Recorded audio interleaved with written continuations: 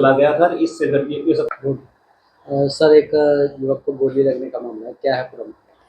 इस घटना में कल 2 तारीख को शाम करीब 4-5 बजे के आसपास में ग्वालपाड़ी पुलिस चौकी की टीम के पास एक इन्फॉर्मेशन आई थी कि उनके एरिया में कोई गोली चलने की घटना हुई है।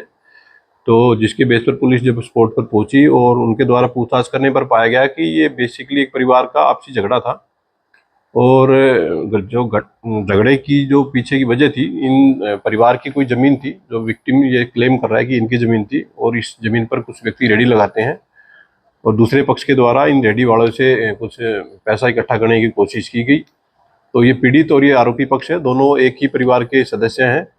तो ये इस दौरान इनकी कुछ आपसी कहासुनी हुई और इस कहासुनी के दौरान में ये जो मामला था लड़ाई झगड़े में बदल गया। इससे पहले भी इनकी कुछ इसी घटना को लेकर के कुछ कहासुनी हो चुकी थी। घटना के दिन ये जब झगड़ा स्टार्ट हुआ तो एक व्यक्ति के द्वारा एक वेपन के साथ में विक्टिम के ऊपर फायर किया गया और एक कुछ अन्य जो व्यक्ति थे उनके द्वारा गाड़ी से टक्कर मारने की कोशिश की गई। पुलिस के द्वारा तुरंत इसमें एफआईआर रजिस्टर कर ली गई थी। एफआईआर रजिस्टर करने के बाद इसमें एक एक्यूज को पुलिस के द्वारा अरेस्ट कर लिया गया है। जो अरेस्ट किया गया जो एक्यूज है उसकी पहचान सतबीर के रूप में हुई है। ये 49 ईयर ओल्ड व्यक्ति है और ग्वालपाड़ी का ही रहने वाला है।